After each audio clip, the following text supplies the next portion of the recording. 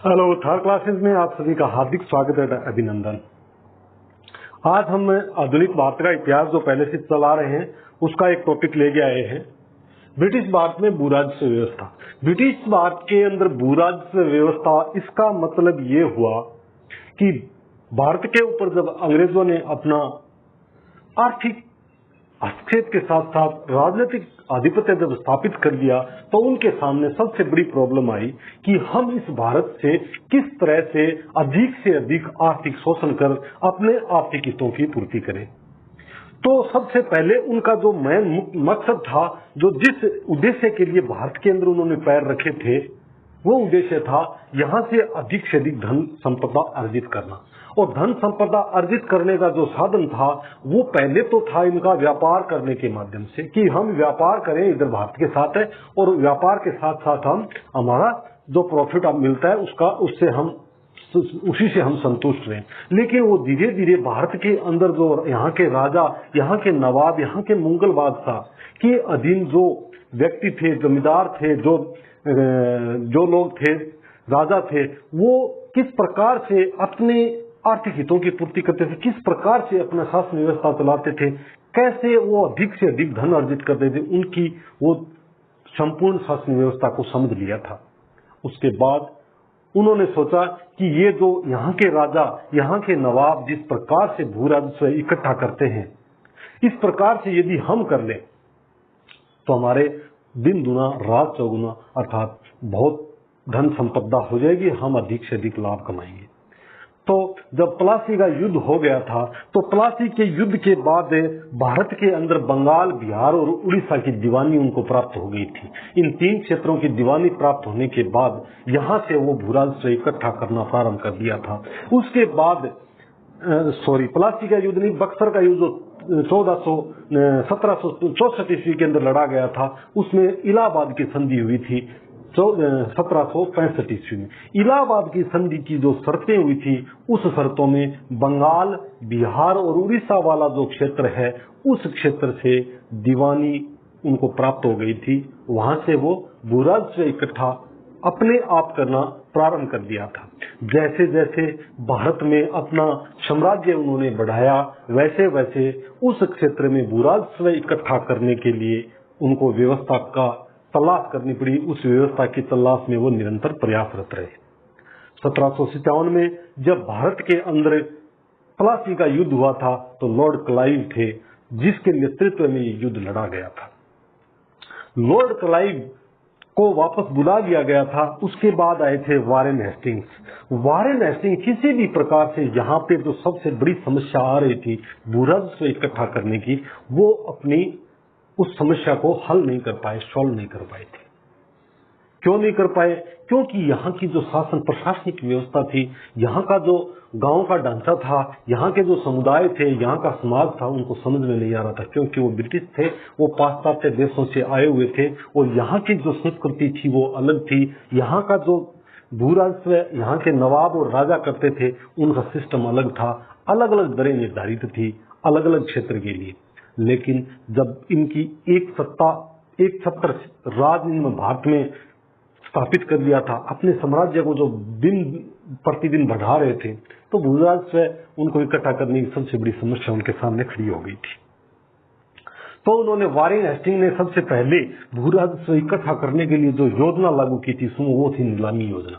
उन्होंने सोचा एक लोकल, एक स्थानीय प्रकार का एक नियम निकाला। उन्होंने बोला कि हम यहाँ के जमींदारों को किसी भी प्रकार से आर्थिक हितों को ठेस नहीं पहुंचाएंगे, क्योंकि यदि यहाँ का एक ध्यान दीजिए किस तरह से ये राजस्व इकट्ठा करने की कोशिश कर रहे हैं।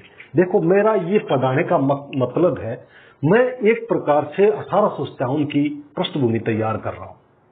1857 से पहले भारत के अंदर किस प्रकार से पृष्ठभूमि, एक बहुत बड़ा बारूद का भंडार इकट्ठा हो गया था और उस बारूद के भंडार में किसने चिंगारी डाली थी, जिस चिंगारी के कारण वो ब्लास्ट हो गया था और पूरे भारत के अंदर अंग्रेजों की त्राहिमाम शुरू हो गई थी। लेकिन दुर्भाग्यवश थोड़ी सी कमी थी भारत के अंदर, एक संगठन की कमी थी, एक नेतृत्व का अभाव था और एक समय और तथा संचार के साधनों की कमी जो बाद में पढ़ेंगे, 1857 की क्रांति की विफलता जब हम पढ़ेंगे तब मैं बताऊंगा कि यहाँ भारत के अंदर क्या कमी थी और वो कमी आगे जाकर के कब पूरी हो गई थी और कैसे भारत का नक्शा बदल गया था और भारत के अंदर सारी राजनीतिक, आर्थिक और सामाजिक और धार्मिक परिस्थितियां पूरी की पूरी बदल गई थी। इसके पीछे क्या कारण था? चलो हम वापस टॉपिक पे आते हैं। मैं एक प्रकार से 1857 की पृष्ठभूमि आज भी तैयार कर रहा हूं, क्योंकि पृष्ठभूमि 1857 की क्रांति के पीछे बहुत लंबा समय था। 1757 से 1857 के बीच का काफी लंबा समय था। इस लंबे समय की 1757 था उससे 1857 के मध्य जो लंबा 100 वर्ष का 100 वर्ष थे, उस 100 वर्ष में क्या क्या हुआ था उस चीज का मैं अध्ययन करवा करके आपको उस पक्ष की ओर धकेलने की कोशिश कर रहा हूं जिस पक्ष के कारण, जिस परिस्थिति के कारण ये 1857 का एक उपद्रव, एक विद्रोह, विप्लव, क्रांति प्रारंभ हो गई थी, उसके ऊपर, उस मेन मुद्दे के ऊपर मैं आपको ले जाना चाहता हूं। इसलिए मैं ब्रिटिश भारत में भूराजस्व व्यवस्था को आज लेके आया हूं, क्योंकि कम से कम देखा जाए तो 40% इसका योगदान था 1857 की क्रांति के पीछे। भू राजस्व व्यवस्था अंग्रेजों की ऐसी गंदी व्यवस्था थी, ऐसी शोषणकारी व्यवस्था थी, जिसके कारण यहाँ के जो किसान वर्ग है उसको पूरे को पूरा तहस नहस कर दिया था। यहाँ के किसान का, यहाँ से भूमि, यहाँ के जो कृषि क्षेत्र पर आधारित उद्योग धंधों को नष्ट कर दिया था इन्होंने, और यहाँ की जो कृषि, जो किसान अपनी स्वतंत्रता के साथ अपनी मर्जी से जो कृषि कर रहे थे उसको भी अपने नियंत्रण में कर लिया था। इसीलिए मैं भू राजस्व यानी ब्रिटिश भारत की बात कर रहा हूं। आगे मैं बताऊंगा कि यहाँ पे ब्रिटिश भारत मैंने नाम क्यों लिखा है, इसका भी मैं विस्तार से वर्णन करूंगा। इस पे कोई चिंता करने की बात नहीं है। ये क्लास एक फाउंडेशन बनाने के लिए बच्चों के लिए बहुत महत्वपूर्ण है।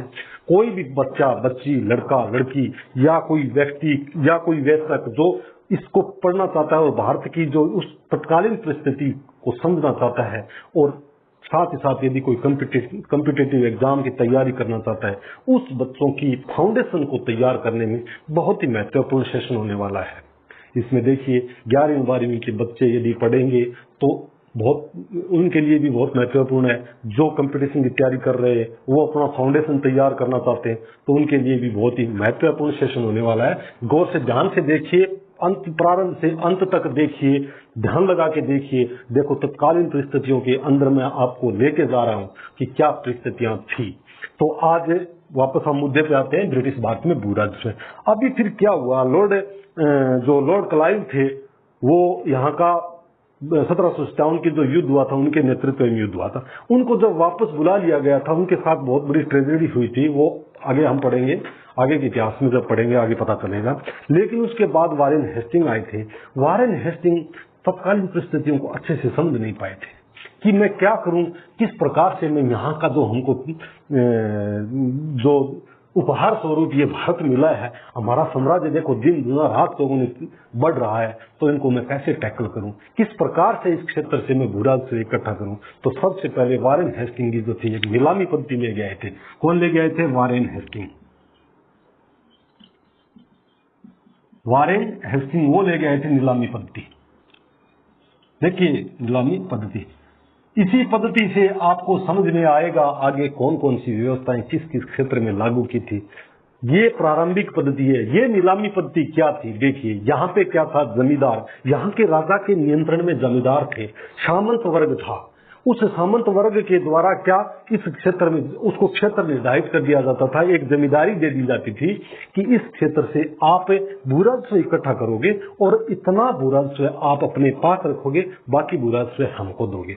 एक तो ऐसे था। दूसरा, भारत के अंदर जो था वो ऐसे ही था कि इसका इतना इकट्ठा करो और उसका इतना % हमको देना है और इतना % आप अपने पास रख सकते हो। इसी को ध्यान में रखते हुए वारेन हेस्टिंग के एक खुरापाती दिमाग की था, उनके दिमाग में ऐसा एक भाव पैदा हुआ कि मैं क्यों परेशान हूं कि कौन जमींदार है, वो कितने पैसे कलेक्शन कर रहा है और कितने नहीं कर रहा है, मुझे क्या मतलब है उस चीज से लेना देना है। क्योंकि ये मैं नियंत्रित नहीं कर पाऊंगा, क्योंकि मेरे पास इतना बड़ा प्रशासनिक संगठन नहीं है, इतने कर्मचारी ब्रिटिश का अधिकारी नहीं है, ब्रिटिश कर्मचारी नहीं है। तो फिर यहाँ के भारतीयों के लोगों के हाथ में यदि दे देंगे तो इन्हीं के हाथ में चला जाएगा, तो इधर भ्रष्टाचार फैल जाएगा। कितना वहां से कलेक्ट करेंगे, कितना हमको देंगे। तो इस चीज से निजात पाने के लिए ये इस किसी भी प्रकार का वो टेंशन नहीं रखना चाहते थे। वो एक सेंटर में बैठना चाहते थे ताकि हमारे पास पूरा राजस्व इकट्ठा होके आ जाए और उसका हम बाकी ये जाने, ये अपना उनका काम जाने। तो नीलामी पद्धति के अंदर क्या किया था इन्होंने किया था कि 1 साल और 5 साल के लिए एक क्षेत्र को नीलाम कर दिया जाता था कि इस क्षेत्र के अंदर कौन जमींदारी लेगा। एक कोई भी ब्रिटिश भारत था उसका एक क्षेत्र निर्धारित कर दिया जाता था, इसको नीलाम कर दिया जाता था कि इस क्षेत्र के अंदर जो कृषि होगी उसका भू राजस्व 1 साल 1 वर्षीय था, एक वर्षीय था, दूसरा 5 वर्षीय था, पंचवर्षीय बोल दो उसको,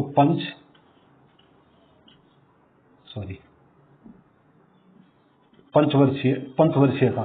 2 थे ये, 2 प्रकार की ये इन्होंने नीलामी पद्धति की थी कि कोई ऐसा जमींदार आइए, कोई व्यक्ति ऐसा आइए कि इस निश्चित भूखंड के ऊपर जो कृषि होती है यहां से आपको लगान इकट्ठा करना है, भू राजस्व इकट्ठा करना है और उसको फिर लाकर के ब्रिटिश ईस्ट इंडिया कंपनी थी, ईस्ट इंडिया कंपनी जहां पे उनका हेडक्वार्टर था उधर लेके आगे जमा कराना है। तो बोला कितना में, बोला हमको पता नहीं, उदाहरण कि 50 करोड़ रुपए, हमको 1 साल का 50 करोड़ रुपए चाहिए, हमको 5 साल का 50 करोड़ रुपए चाहिए। एक उदाहरण दिया है कि इतना हमारे को पैसा दे दीजिए, बाकी जितना आप ले सकते हो, कलेक्शन कर सकते हो, हमको कोई मतलब नहीं है। देखिए भारतीय किसान की किस प्रकार से 2 लोगों ने मिलकर के कमर तोड़ी थी। भारतीय उद्योग धंधों को, कृषि आधारित उद्योग धंधों को किस प्रकार से लोगों ने कमर तोड़ी थी। एक तो सामंत था, एक था ये बीच में था सामंत या जमींदार, एक ही चीज है। एक था जमींदार और एक नंबर पे ये थे, 2 नंबर पे ये थे। इन्होंने अपना आर्थिक हितों की पूर्ति करना है और इनको भी करना है। तो फिर ये किसान थे, इन किसानों पे कितना वजन आ जाएगा, दोहरा वजन आ जाएगा। देखिए यहाँ पे दोहरा वजन आ जाएगा, एक तो ये शोषण करेंगे और एक ये लोग शोषण करेंगे, यहाँ पे डबल शोषण किया जा रहा है। तो इस प्रकार से वारेन हेस्टिंग ने नीलामी पद्धति ले गया, 1 वर्षीय, 5 वर्षीय। साथ में देखिए उन्होंने क्या रूल लागू किया था, एक निश्चित दिन दे दिया जाता था, भू राजस्व इकट्ठा करने का एक निश्चित दिन दे दिया जाता था कि उस दिन के सूर्यास्त से पहले पूर्ण रूप से सारा भू राजस्व आपको जमा कराना है। यदि नहीं करवाया तो पर्टिकुलर जो जमींदार था उसकी भूमि जब्त कर ली जाएगी। उस कानून को क्या बोलते हैं, सूर्यास्त कानून, उसको बोलते हैं सूर्यास्त कानून। ये सूर्यास्त कानून वही है कि भू राजस्व इस दिन कोई भी निश्चित तारीख दे दी जाती थी, निश्चित तारीख, कोई भी निश्चित तारीख दे दी जाती थी। उस निश्चित तारीख के सूर्यास्त होने से पहले आपको ये भू राजस्व इकट्ठा कराना है, यहाँ पे जमा कराना है। अदरवाइज जमींदार भाई तुम्हारी ये जो भूमि है, आपको जो हमने नीलामी पे दी है, आपको जो हमने ठेके पे दी है, ये जब्त कर ली जाएगी। आपने जो पहले पैसे दिए थे वो भी जब्त हो जाएंगे, आपको कुछ नहीं मिलने वाला। ये था सूर्यास्त कानून। उसके बाद क्या हुआ, वारेन हेस्टिंग को पूरी कहानी समझ में नहीं है, इससे भी कंट्रोल नहीं कर पाए वो। 1 वर्षीय योजना लागू कर दी, 5 वर्षीय नीलामी योजना लागू कर दी, लेकिन वो अपने आप को आर्थिक संतुष्टि नहीं दे पाए कि हम इतने भारतीय फिर भी और मजे कर रहे हैं, उनसे और कुछ लिया जाए। ये तो हमारा जो रूल है ना, ये पूर्ण रूप से सही नहीं है, इसको भी बदला जाए। लेकिन वारेन हेस्टिंग कुछ नहीं कर पाया। उसके बाद आया कॉर्नवालिस, यहाँ का गवर्नर जनरल बन के कॉर्नवालिस बात के अंदर आया। कॉर्नवालिस आया तो उन्होंने फिर सोचा कि मैं क्या करूं, इनसे किस प्रकार से भू राजस्व इकट्ठा करूं, कोई ऐसी पद्धति लागू कर दूं ताकि एक निश्चित समय पे आराम से आता रहे और उस पद्धति से मेरे को ज्यादा किसी भी प्रकार का परिश्रम नहीं करना पड़े, ऐसा काम मैं कर दूं। तो फिर कॉर्नवालिस ने 2 व्यक्तियों की एक समिति बनाई। एक में था जेम्स ग्रांट और दूसरा था जॉन सॉर। एक में था जेम्स ग्रांट, दूसरा था जॉन सॉर। अब देखिए आदमी कौन कौन है, इस पे ध्यान दीजिए। एक आदमी है व्यापारी, दूसरा एक किसान का बेटा, किसान का पुत्र। दोनों के दोनों कौन है? ब्रिटिश है, दोनों ही ब्रिटिश है। एक है व्यापारी, एक है जॉन सॉर किसान का पुत्र। व्यापारी के अंदर व्यापारिक खुरापाती दिमाग था, किसान का पुत्र था जो जॉन सॉर था, इसके दिमाग के अंदर किसान अपने फादर को उन्होंने देखा था, किस प्रकार से परिश्रम करते हुए देखा था, तो उस प्रकार के उनके दिमाग के अंदर एक प्रकार से धारणा बनी हुई थी। जब इनकी एक समिति इसने कॉर्नवालिस ने बनवाई, समिति बनी कॉर्नवालिस ने समिति बनाई, तो इस समिति में दो व्यक्तियों को चुना, बोले तुम स्टडी कीजिए, तुम अध्ययन कीजिए कि इस भारत के अंदर हम किस प्रकार से भूरल से इकट्ठा करें। इन्होंने जब किया तो इसने तो बोला कि पूर्ण रूप से जो भूमि है, किसान की भूमि है, इस पे ब्रिटिश ईस्ट इंडिया कंपनी का कब्जा कर लिया जाए और फिर भूरा से इकट्ठा किया जाए। ये पूरी की पूरी भूमि है वो कंपनी के अधीन कर दी जाए और अपना भूरा से इकट्ठा कीजिए, जो जमा नहीं करता है उसकी भूमि का अधिग्रहण कर लीजिए। इस प्रकार से किया। जेम्स ग्रांट ने ये सुझाव दिया, लेकिन जॉन सॉर एक दयालु किसान का पुत्र था, कल्याणकारी, उनके दिमाग के अंदर दया थी, करुणा थी, सतर्क सहानुभूति थी। ये सारे के सारे जो नैतिक जो गुण हैं वो सारे के सारे इस बंदे के अंदर था। इसने बोला नहीं, किसान किसान होता है, किसान के अधीन रख दीजिए जमीन को, क्योंकि यदि हम किसान के अंदर जमीन किसान के अधीन रख देंगे तो किसान उस जमीन पे अधिक से अधिक उत्पादन करने की कोशिश करेगा। यदि हम जमीन हमारे कंपनी के अधीन कर लेंगे तो फिर क्या होगा, किसान किसी भी प्रकार की उनके खाद नहीं डालेगा, उसकी मरम्मत नहीं करेगा, उसमें किसी भी प्रकार की जुताई नहीं करेगा, किसी भी प्रकार की और अनावश्यक जो घास फूस उगता है उस पर ध्यान नहीं देगा, मतलब प्रोडक्शन पे ज्यादा वृद्धि नहीं करेगा। और जिसने बोला कि यदि आप किसान के अधीन कर दोगे, पूरी जमीन उसी के नाम कर दोगे, तो वो अपनी निश्चित भूमि पर विशेष रूप से ख्याल रखेगा, अधिक से अधिक उत्पादन करने की कोशिश वो करेगा, तो फिर कंपनी को अधिक से अधिक हमको क्या मिलेगा, बुरा से इकट्ठा मिलेगा। आपको पता है किसकी बात, किसने, कॉर्नवालिस ने किसकी बात मानी? कॉर्नवालिस ने उसी की बात मानी, अधिक से अधिक मैं भारत की जो भूमि है उसको कब्जे में रखूं, मेरे नियंत्रण में रखूं। यदि मैं किसान को दे दी भूमि तो हो सकता है कि एक मध्यम वर्ग का उदय हो जाए और वो हमारे सामने क्रांति खड़ा कर दे, इसलिए पूरी की पूरी जमीन में मेरे अधीन रखना चाहता हूं। तो कॉर्नवालिस ने जेम्स ग्रांट की बात मानी और बोला, कॉर्नवालिस ने को सुझाव दिया, ये बात है 1790 की है, ठीक है, इस जमींदारी प्रथा जो शुरू हुई थी ये 1793। इसने बोला कि ठीक है, हम जेम्स जो ग्रांट है एक व्यापारी था, इसने बोला कि भूमि का अधिग्रहण कर लिया जाए और भूमि का अधिग्रहण करने के बाद उनके बीच में एक जमींदारी व्यवस्था लागू कर दी जाए। क्या जमींदारी व्यवस्था? फिर क्या किया देखिए,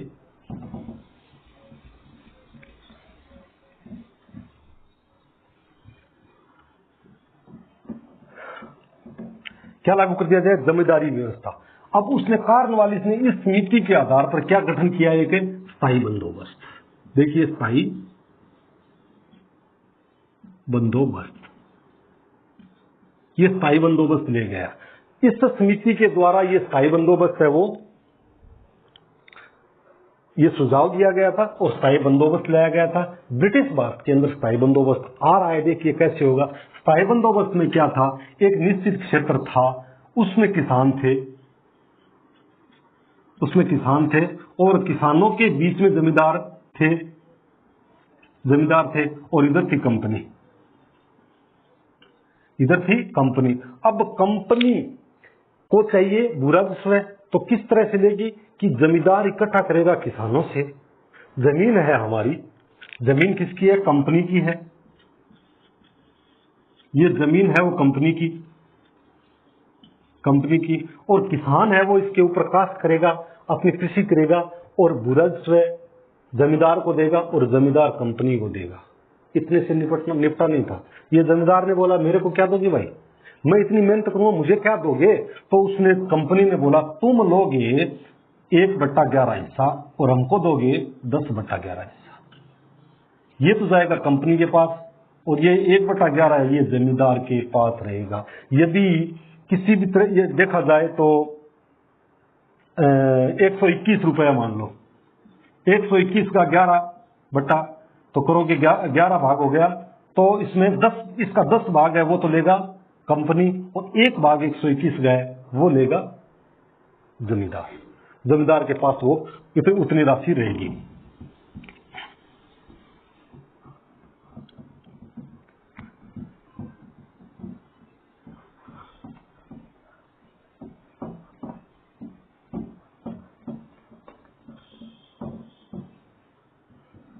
आगे चलिए। अब देखो मैं एक स्थायी बंदोबस्त किसके द्वारा, कॉर्नवालिस के द्वारा स्थायी बंदोबस्त लाया गया था। इधर मैं लिखता हूं स्थायी बंदोबस्त, स्थायी बंदोबस्त कौन दे गया था, कॉर्नवालिस। वालिस कब लागू हुआ था, लागू हुआ था ये 1793 ईस्वी लागू हो गया था। कहां लागू हुआ था, ब्रिटिश भारत में। अब ब्रिटिश भारत और एक देशी भारत के बारे में थोड़ा आपको पहले बता देता हूं, क्योंकि उसके बाद हमको इस पे काफी अध्ययन करना पड़ेगा और किसी को कंफ्यूजन नहीं रहना चाहिए। देखो ब्रिटिश भारत और ये है मान लो पूरा भारत, ये पूरा भारत है। इस भारत का मैं कुछ हिस्सा इधर कर देता हूं, इसको रखता हूं ब्रिटिश भारत। ये तो है ब्रिटिश भारत और ये है देशी भारत, देशी रियासतें। पहले वाला वीडियो देखिए, जो उससे पहले मैंने जो वीडियो बनाया उसको देखिए। उसमें आपको बताया गया कि ब्रिटिश भारत कौन सा है, जो British company east India company के द्वारा युद्ध के माध्यम से, ईस्ट इंडिया कंपनी के द्वारा लॉर्ड डलहौजी की व्यापक सिद्धांत से जो क्षेत्र इन्होंने हड़पे थे, जो क्षेत्र जीते थे, और कॉर्नवालिस जो प्लासी का युद्ध हुआ था, उसके बाद बंगाल में युद्ध हुआ था, उसके बाद आंग्ल मराठा युद्ध हुआ था, उसके बाद मैसूर के साथ युद्ध हुआ था, हैदराबाद के साथ युद्ध हुआ, पंजाब के साथ युद्ध हुआ था। इस प्रकार जो युद्ध करके और जो क्षेत्र जीते थे, पूर्ण रूप से उस पर राजनीतिक और आर्थिक हस्तक्षेप कर लिया था, उस क्षेत्र को बोलते हैं ब्रिटिश भारत। जितनी भी ये बंदोबस्त, ये जो भूराजस्व व्यवस्था बताऊंगा मैं, आज ब्रिटिश भारत की बताऊंगा। देशी रियासत में क्या थी वो हम अगले सेशन में कवर करेंगे। ब्रिटिश भारत के अंदर क्या था, ब्रिटिश भारत में एक स्थायी बंदोबस्त जो लागू किया था, ये लागू किया था 19% हिस्से पे। ये 19% हिस्सा बंगाल के क्षेत्र वाला था। बंगाल तथा उसके आसपास उड़ीसा, बंगाल और बिहार के क्षेत्र था। उस 19% क्षेत्र के ऊपर ब्रिटिश भारत का जो 19% क्षेत्र था, वहां पे ये स्थायी बंदोबस्त लागू था। इस स्थायी बंदोबस्त के तहत जो भू राजस्व निर्धारित किया जाता था, उस भू राजस्व का 10/11 हिस्सा कंपनी के पास जाएगा और बीच में कौन था, जमींदार था। जमींदार के पास 1/11 हिस्सा जमींदार के पास रहेगा। इस प्रकार ये स्थायी बंदोबस्त की व्यवस्था कहां पे की गई थी, उड़ीसा, बंगाल, बिहार, बनारस, उत्तरी भाग, कर्नाटक का उत्तरी भाग, कर्नाटक जो क्षेत्र है ना, वहां पे भी कुछ क्षेत्र इन्होंने, कर्नाटक फ्रांसीसियों से जीता था, वो क्षेत्र भी था, वहां पे भी स्थायी बंदोबस्त लागू किया। उन्होंने स्थायी बंदोबस्त सर्वप्रथम जो लागू किए थे, ये व्यवस्था जो लागू की थी ना, अपने अधिक से अधिक आर्थिक शोषण करने के लिए की थी, ताकि मैं ज्यादा से ज्यादा, तो कहां पे कृषि ज्यादा होती थी, अभी मैं आपको ये बता रहा हूं कि कृषि कहां पे ज्यादा होती थी, वहां पे इन्होंने स्थायी बंदोबस्त सबसे पहले लागू कर दिया था, अपने हितों की पूर्ति करने के लिए। अब आगे चल के देखो कृषि कहां पे, कृषि क्षेत्र अच्छा कौन सा था और थोड़ा सा पिछड़ा हुआ कौन सा था, उसमें आप डिफरेंस यदि आज समझ लोगे तो 1857 की क्रांति बोला जाएगा कि उत्तर भारत में ज्यादा हुई थी, दक्षिण भारत में कम हुई थी। तो इसके पीछे रीजन क्या था वो थोड़ा सा समझ में इसके कारण आ जाएगा। उत्तरी भारत में पूरा मैदानी क्षेत्र है, वहां पे कृषि जो व्यवस्था है वो कृषि प्रणाली है, कृषि जो होती है ना वो बहुत ही समृद्ध कृषि है। वहां पे अच्छी बारिश होती है और नदियों की बहुतायत के कारण और काफी मात्रा में यहाँ पे धातुएं भी मिलती है। तो इस क्षेत्र पे विशेष रूप से अंग्रेजों का ध्यान था। तो फिर आगे बताएंगे क्या हुआ। अब ये होगा स्थायी बंदोबस्त ब्रिटिश भारत में 1793 ईस्वी के अंदर लागू किया गया था। कितने परसेंट पे लागू किया गया था? 19% पे ये लागू किया गया था। एक हो गया स्थायी बंदोबस्त। अभी आगे हम दूसरा एक और पढ़ेंगे, वो है रेतवाड़ी। रेतवाड़ी व्यवस्था। ये रेतवाड़ी व्यवस्था क्या है?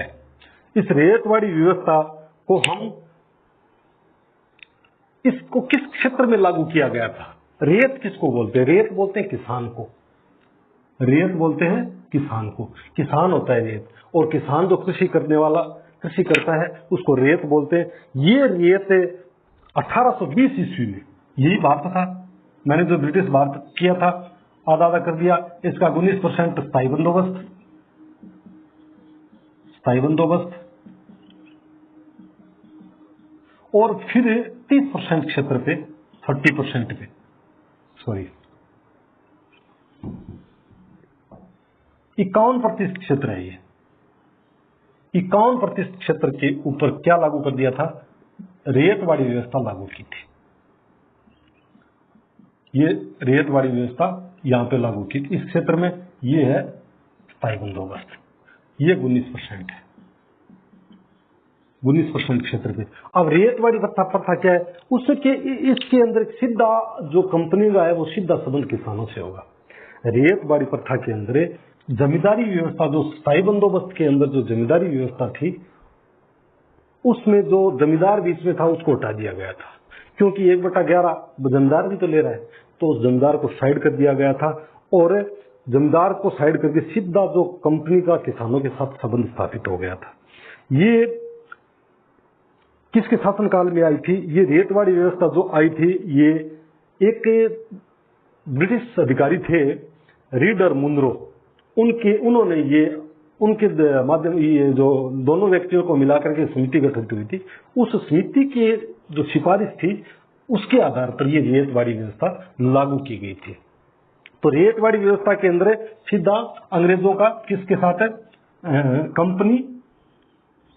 कंपनी से सीधा किसानों से संबंध था।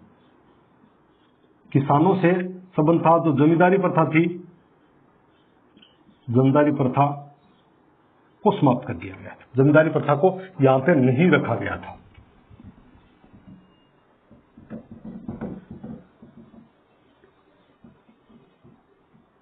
ये होगा रेतवाड़ी प्रथा। और आगे हम अभी देखेंगे दूसरी प्रथा थी, वो ये 51% पे थी। दूसरी प्रथा थी महलवाड़ी प्रथा। क्या थी? महलवाड़ी प्रथा। अभी जो हम आगे अध्ययन कर रहे हैं वो है महलवाड़ी व्यवस्था। महलवाड़ी व्यवस्था, रेतवाड़ी व्यवस्था और स्थायी बंदोबस्त तीनों एक ही चीज है। भारतीय किसानों से बुराद से इकट्ठा करने की अंग्रेजों की एक तीनों ही व्यवस्थाएं हैं। अभी मैं एक नक्शा लिया है साथ में, ताकि आपको समझने में और आसानी हो जाए। इसमें आपको मैं बताना चाहूंगा कि किस क्षेत्र में इन्होंने महलवाड़ी व्यवस्था लगभग शुरू की थी। मैंने आपको बताया था कि देसी भारत और देसी रियासत या देसी भारत और ब्रिटिश भारत दो भागों में विभाजित था। ये तीनों की तुलना जो व्यवस्था में जो बता रहा हूं वो तीनों की तीनों कौन सी है? एक तो है स्थायी बंदोबस्त, इधर लिखता हूं स्थायी बंदोबस्त। एक है स्थायी बंदोबस्त। नंबर 2 पे है रेतवाड़ी व्यवस्था। और नंबर 3 पे है महलवाड़ी व्यवस्था।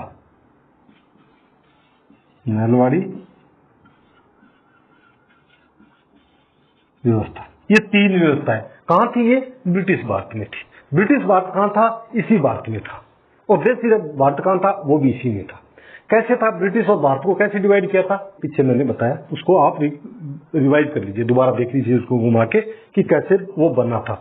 देखो, सर्वप्रथम नंबर 1 पे स्थायी बंदोबस्त है। मैंने बोला उड़ीसा, बंगाल, बिहार और उत्तरी कर्नाटक में ये व्यवस्था लागू की गई थी।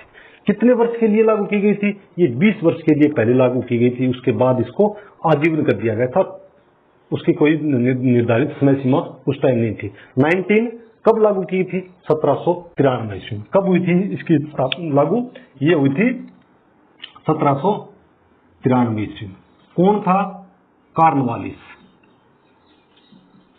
कॉर्नवालिस कितने क्षेत्र पे थी? ये थी 19 ब्रिटिश भारत पे।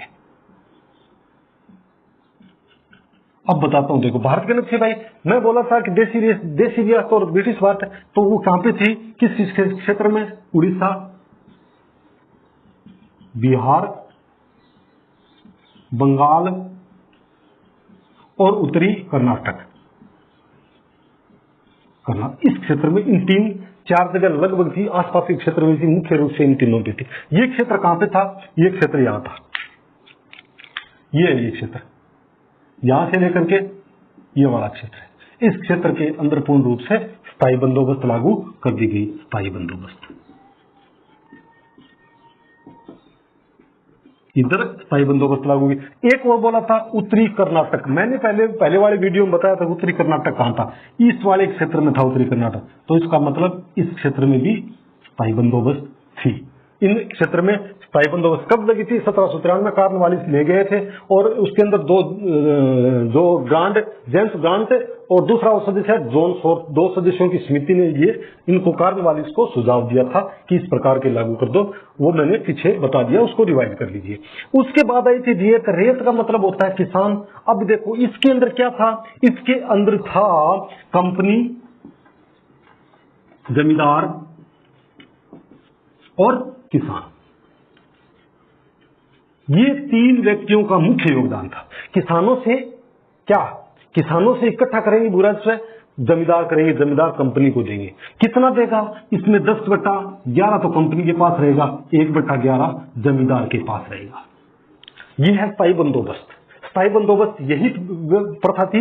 बाकी गहराई से अध्ययन करना है तो बुक में जाइए, उसमें कुछ और फैक्ट आप और देख लीजिए। इसके बाद आया था रियतवाड़ी व्यवस्था। रियतवाड़ी व्यवस्था की क्या थी? सिर्फ रियत मतलब किसानों से ली जाने वाला भू राजस्व की व्यवस्था थी। तो क्या किया था रियतवाड़ी व्यवस्था में? इनका मन नहीं भरा था, स्थायी बंदोबस्त से मन नहीं भरा। 1820 में आते आते ये और इनकी जो अंदर की जो आत्मा है वो मांगने लग गई कि नहीं, भारतीयों का पूरा शोषण अभी हो नहीं रहा। तो वो बोला और करो। बोल किस क्षेत्र में? जो बता हुआ उस क्षेत्र में ये चीज लागू करो। क्या चीज है? बोला रेतवाड़ी व्यवस्था लागू करो। बोले क्या करना है रेतवाड़ी में? बोलो इसमें कुछ और बढ़ा के दो, इनको उनसे और बढ़ा के कुछ बुरा से लेना है। तो बोला क्या? बोले 1/11 ये भाई साहब बिना मतलब का ले रहा है बीच में, ये जमींदार बिना मतलब का ले रहा है। टाइम आ गया देखिए 1757 से, अब 1820 की बात कर रहा हूं मैं। 1820 में इनके पास मैन पावर भी बढ़ गया, इनके पास कर्मचारियों की संख्या बढ़ गई, उनके पास अधिकारियों की संख्या बढ़ गई। इस जमींदार को पीछे हटाने वाले अभी ये जमींदार जैसे ही बाहर निकलेगा इसमें भी आक्रोश उत्पन्न होगा। 1857 की क्रांति में इसका भी योगदान आएगा।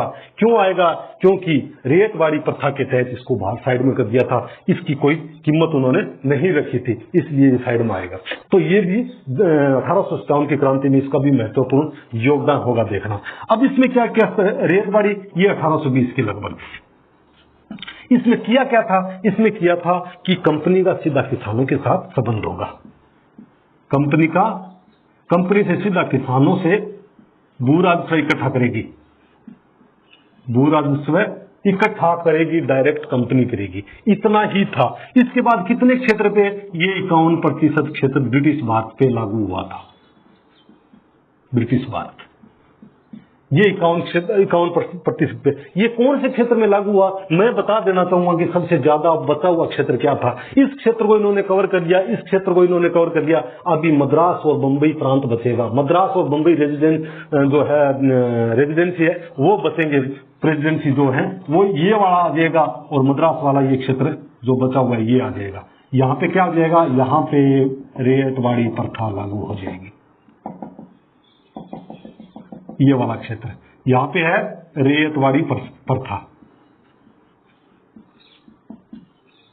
व्यवस्था। समझ में आया? इधर रेतवाड़ी प्रथा लग गई। अभी फिर इनका मन नहीं भरा। अभी क्या करेंगे? देखो आगे जो ले जाएंगे वो ले जाएंगे महलवाड़ी व्यवस्था। अब महलवाड़ी व्यवस्था के अंदर इधर क्या किया? स्थायी बंदोबस्त से जमींदार आ गया बीच में। बोला जमींदार ये बहुत खा रहा है, इसको साइड में करना पड़ेगा। महलवाड़ी रेतवाड़ी व्यवस्था में इसकी छुट्टी कर दी। बोल जाओ तुम्हारा इधर कोई काम नहीं है। तो ये भी गुस्सा हो गया। ये भी ब्रिटिश ईस्ट इंडिया कंपनी के सामने अपने पैर लड़ाई करने के लिए और जो संगठन बन रहे उसमें शामिल होने के लिए तैयार हो गए। अदरवाइज नहीं था ये, क्योंकि इसको 1/11 खरीदा स्थायी बंदोबस्त में मिल रहा था, तो इसको बड़ा इंटरेस्ट के साथ बड़ा मजे से काम कर रहा था। बस सीधा ऑर्डर देना था, मैं आऊंगा उस फलाना गांव में आऊंगा, इतना बजे आऊंगा, सारे के सारे गांव के किसान हैं वो सारे अपना बुराज से इकट्ठा करके मेरे पास जमा करा देना, अपनी रसीद ले लेना। रसीद लेके घर पे जाके आराम से 1 महीना सोता था, फिर 1 दिन ज्यादा था कर लेता था। लेकिन क्या होता था, स्थायी बंदोबस्त इनकी एक निश्चित तारीख थी, उस तारीख तक उसको उनका जमा करना पड़ता। अब देखो अंग्रेजों के पास आदमी मैन पावर बढ़ गए, अंग्रेजों के पास मैन पावर बढ़ गए, और अभी अंग्रेज कैसे जमींदार और सामंत को साइड में करेगा। हमेशा ध्यान रखना, जमींदार यानी सामंत व्यवस्था है ना, वो हमेशा पूंजीवाद का विरोध करती है। जो सामंतवाद है वो पूंजीवाद का विरोध करता है, पूंजीवाद सामंतवाद का विरोध करता है। अब धीरे धीरे जो ब्रिटेन के अंदर पूंजीवाद को बढ़ावा मिल रहा था वो भारत के अंदर आ रहा है, पूंजीवाद को बढ़ावा मिल रहा है। ये सामंती व्यवस्था ये समाप्त होने के कगार पे, ये खत्म होने वाली है। इसको जैसे खत्म किया, ये भी एक राजस्थान क्रांति का हिस्सा बन जाएगा। देखिए अभी आगे इसमें क्या किया, रेतवाड़ी में 51%, अब आ गई महलवाड़ी। अब उन्होंने सोचा अरे ये तो काम नहीं चलेगा भाई, हम तो क्या है कंपनी से सीधा किसानों से संपर्क कैसे करेंगे। ये आलसी हो गए, यहाँ के अंग्रेज अधिकारी अंग्रेज कर्मचारी थे वो आलसी हो गए। यार हम कौन कौन गांव में जाके घूमेगा यार, किस किस के किसान के घर हम जाएंगे, बोले बुराज से दो, कोई देता नहीं है, कोई घर पे नहीं मिलता, कोई पानी लाने चला गया, कोई कुछ कहीं चला गया, कोई खेत में चला गया, मिलेगा नहीं। यार ये तो बहुत बड़ी नौटंकी हो गई, तो क्या करें। बोले इस प्रथा को तो यार जहां पे है उधर रखो, क्योंकि ये एग्रीमेंट था, वहां पे जहां पे रखना है 2 जगह रखना है, इधर तो यही काम चलेगा। लेकिन आगे जो हमारा और भारत को हमने और भी जीता है ना, लगभग 1840 के आसपास, 1845 यानी 1848 में ये अंग्रेजों के साथ सिखों का युद्ध हुआ था, वो लास्ट था। 1849 के अंदर ये लास्ट युद्ध था, आंग्ल और सिख जो युद्ध था वो लास्ट था। तो उसके अंदर ये भी क्षेत्र जीत लिया इन्होंने, ये वाला क्षेत्र जीत लिया। तो बोला अब इनका क्या करें, इनके अंदर भी तो करना पड़ेगा ना, इनसे भी बुराज में लेना। बोला ऐसे मत कर देना, स्थायी बंदोबस्त और ये वाला जो तुम लोग कर रहे हो रेतवाड़ी, ये प्रथा मत कर देना, इसमें तो दिक्कत हो जाएगी। दिक्कत इसे, क्योंकि कोई भी काम जब शुरू होता है, जब इसको कोई भी व्यवस्था लागू की जाती है, कोई भी नीति निर्माण किया जाता है, जब उसको लागू किया जाता है, तब व्यवहार में जब उसको उतारा जाता है तो उसके सामने कुछ चुनौतियां भी आती है, कुछ लाभ होते हैं तो साथ साथ में हानि जाता है। लेकिन इन दोनों के अंदर हानि ज्यादा हुई थी, ब्रिटिश ईस्ट इंडिया कंपनी बोले ये मत कर देना। बोले कुछ और ले गया। बोले क्या ले गए, बोले ये तो खराब है स्थायी बंदोबस्त, तो इसके अंदर तो ये जमींदार को हम क्यों दे भाई फ्री का, इसके अंदर इसको हम किसी देंगे नहीं। तो बोला कि ये वाला अच्छा है, लेकिन हम किसी से घूमे, किसी के किसान का दरवाजा खटखटाए, कहाँ जाए, कोई घर पे मिलेगा नहीं मिलेगा, हमको 10 चक्कर काटने पड़ते, ये पसंद नहीं है। बोले तो क्या करें। बोले यार एक काम करो, गांव के अंदर एक किसान को खड़ा कर दो, एक किसान को मुखिया बना दो। बोलो तेरे से बड़ा कोई नहीं है भाई, गांव में एक पंच खड़ा कर दो।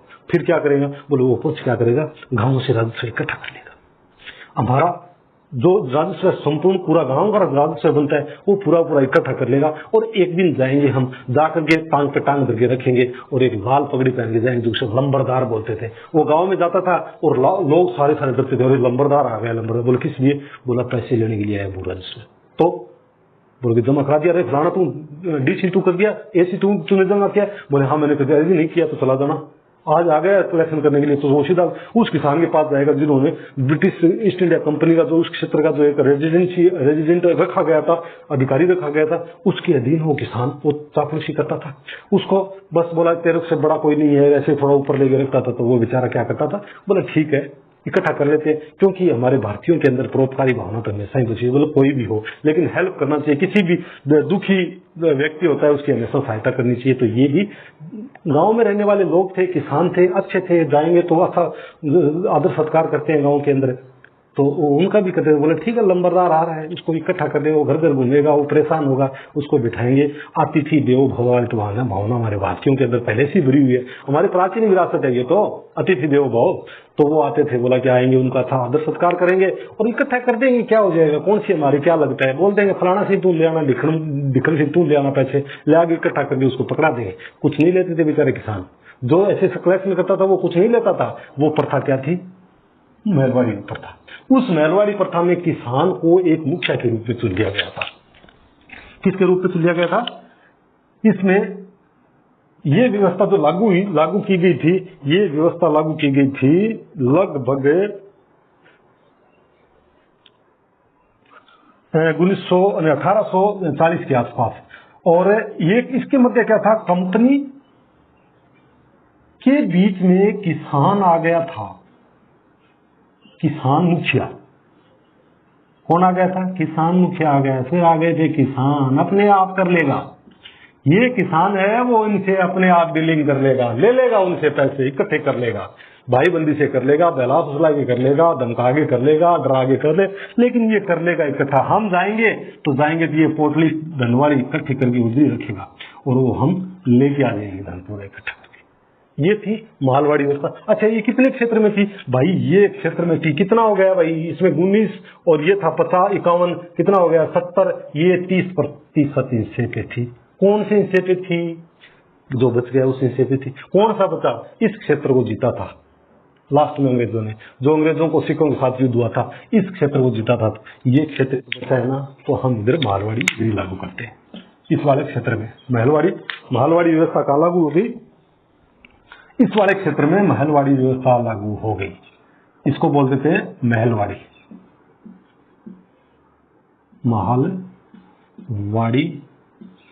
व्यवस्था। समझ में आया? ये महलवाड़ी व्यवस्था इस क्षेत्र में लागू हो गई। 3 प्रकार से ये बुराज से इकट्ठा करते थे। कहां से करते थे?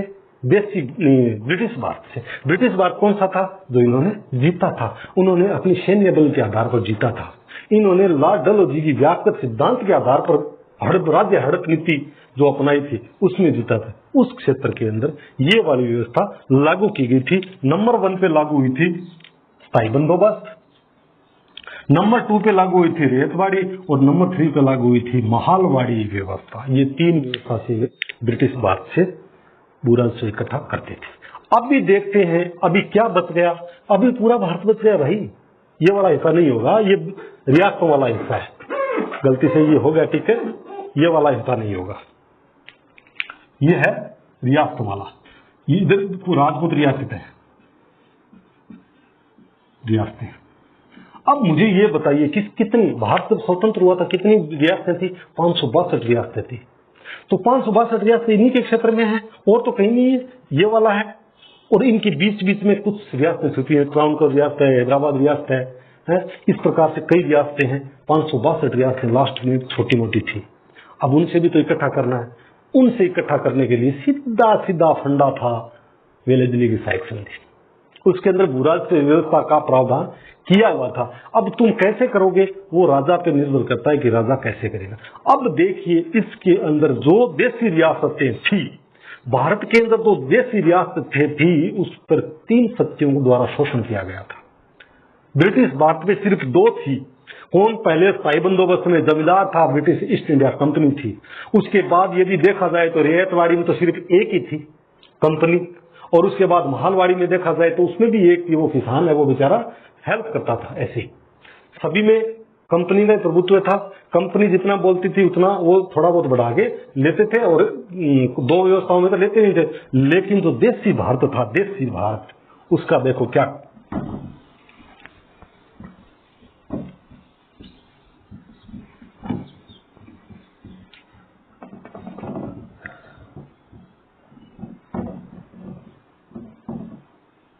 अब हम आएंगे देसी भारत पे, देसी रियासत, देसी रियासतें या बोल दो भारत, देसी भारत, उसको ये भी बोला जा सकता है। अब देसी भारत के अंदर वेले दिल्ली की सहायक संधि थी। वेले दिल्ली की सहायक संधि के तहत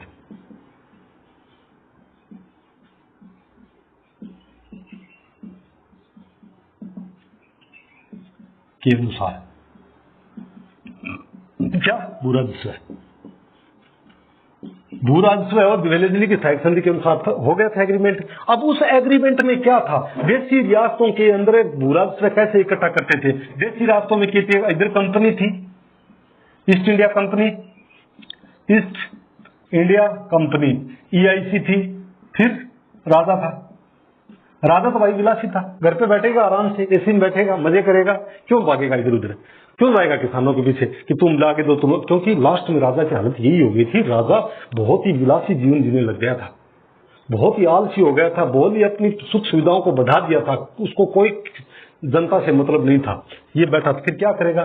बोला यार जिंदा तुम आ जा, वापस हमारे राजस्थान में आ जा, हमारे देश रियासत में आ जा तुम, और तुम जो ब्रिटिश भारत से तुमको निकाल दिया है ना, तुम इधर आ जाओ। कहा जाओ? देसी रियासत में आ जाओ, हम देंगे आपको क्या, बुरा से देंगे ना, कुछ हिस्सा देंगे। किसान किसान। अब देखो इसके अंदर 1 2 3 लोग शोषण करने लगे देसी रियासतों। सबसे ज्यादा शोषण हुआ था देसी रियासतों के अंदर। राजस्थान की हिस्ट्री हम पढ़ेंगे ना, तो उधर त्रिकोण बताएंगे, 3 गुट बने हुए थे, तीनों गुट बराबर शोषण कर रहे थे। ये यदि कंपनी यदि 5 रुपए मांगती थी, बोले 5 रुपए हमारे पास पहुंचना चाहिए, राजा 7 लेता था। यदि राजा 7 लेगा तो जमींदार को भी उनका हक मिलना चाहिए, ये 9 रुपए लेता था, इसलिए किसान के ऊपर 9 रुपए का भार आता था, कंपनी के पास सिर्फ 5 जाता था। और इनमें 5 में से ईस्ट इंडिया जो ब्रिटिश गवर्नमेंट है, उसके पास तो 3 रुपए जाते हैं, कंपनी रख लेती है बीच में। कंपनी कुछ जो उसके पास तो 1-2% ही जाता होगा, 2% मान लो, इतना ही जाता होगा। जो व्यापार में जो शुल्क लगता है, आयात शुल्क निर्यात शुल्क जो लगता है, उसी से उठा था, उसके पास उतना जाता। अब देखो देशी रियासतों का किस प्रकार से शोषण हो रहा था। 3 लोग शोषण कर रहे थे, राजा अपनी इच्छा पूर्ति कर रहे थे, जमींदार अपनी कर रहे थे। ईस्ट इंडिया कंपनी को तो करना था। क्यों करना था? क्योंकि सुरक्षा की पूरी गारंटी ईस्ट इंडिया कंपनी ने ली थी और इस राजा के साथ बात की थी, बोल तुम्हारी पूरी की पूरी जो सुरक्षा जो बाह्य देशों से या विदेशी आक्रमणों से तथा पड़ोसी राजा से हम आपकी रक्षा करेंगे। और आप क्या रखोगे? आप सेना रखोगे। खर्चा कौन देगा? आप ही दोगे। एक आप हमारा आदमी और रखा जाएगा, उसका भी खर्चा आप दोगे। तो राजा बोला कि तुमको इतने रुपए हम दे रहे हैं, तो फिर हम कहां से ले जाएंगे? हमको पता नहीं तुम कहां से ले जाओगे। तो जमींदार को बोला, हो जमींदार तुम और पैसे इकट्ठा कर। बोला ठीक है। किसानों पे वापस बदन किसानों पे चला गया। इसके बाद इस राजा ने अनेक प्रकार की, देखो विरोध किसान आंदोलन का 35 प्रकार के 34 प्रकार के लगान थी उसे, 34 प्रकार के कर लिए जाते थे। वो कौन कौन से थे? इन्होंने नहीं बोला था कि तुम ये लागू करो, ये इसी की मर्जी थी। वो अपने जब इनका उत्तराधिकारी राजा की, जब राजा अपने पद से हटके अपने पुत्र को जब अधिकार सौंपता था, राज्य अधिकार सौंपता था, राज सिंहासन सौंपता था, तो कर लगता था। किसान लोग अपनी बच्चियों की शादी करते थे, बच्चों की शादी करते थे, चौरी कर लगता था। उसके बाद किसी सुरक्षा करने के लिए सुरक्षा कर लगता था। तो अनेक प्रकार के कर थे जो हम राजस्थान के या देसी रियासतों का जब इतिहास पढ़ेंगे वहां पे हम उसको कवर करेंगे। इस प्रकार से पूरे भारत के अंदर ब्रिटिश भारत प्लस देसी भारत, ब्रिटिश भारत प्लस देसी भारत। अभी हम इसकी हेडिंग बदल देता हूं, देसी रियासत आ जाएगा, देसी रियासत, देसी रियासत प्लस ब्रिटिश भारत में क्या भू राज्य व्यवस्था। कब? ब्रिटिश काल में, ब्रिटिश शासनकाल,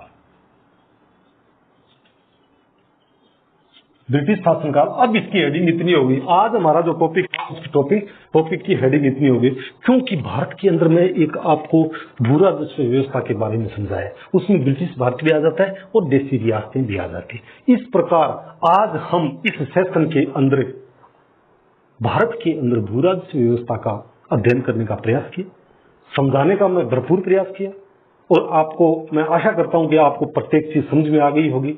और अभी देखो एक जो 1857 की क्रांति का जो एक बहुत बड़ा बारूद का भंडार इकट्ठा हो रहा है वो इन्हीं से हो रहा है। लगभग 30 से 40% इनसे हो रहा है क्योंकि तत्काल समय में यहाँ पे कृषि उन्नत चरम सीमा पे थी, बहुत अच्छा उत्पादन होता था, यहाँ किसी भी प्रकार का पेस्टिसाइड यूज नहीं होता था। एक दिन देसी खाना यानी प्रोडक्शन होता था और अच्छा प्रोडक्शन होता था, अच्छी बारिश होती थी, नदियों की जो सुविधाएं हैं, पानी की पूरी सुविधाएं इधर थी, तो अच्छा सब कुछ अच्छा था, खुशहाली थी, आत्मनिर्भर भारत था उस time. British east India company ने किस प्रकार से भारत को खोखला किया, आर्थिक दृष्टि से खोखला किया, राजनीतिक दृष्टि से शोषण किया, हमारे अधिकारों का उन्होंने हनन किया, उनके द्वारा किए गए शर्तों का उल्लंघन किया। और इसी के साथ साथ आगे वाला हम जो सेशन लेंगे वो लेंगे 1857 की क्रांति के कारण पड़ने वाले हैं, क्योंकि अभी कारण उससे पहले की जो पृष्ठभूमि है वो हमने तैयार कर चुके हैं, अभी आगे हम कारण पढ़ेंगे।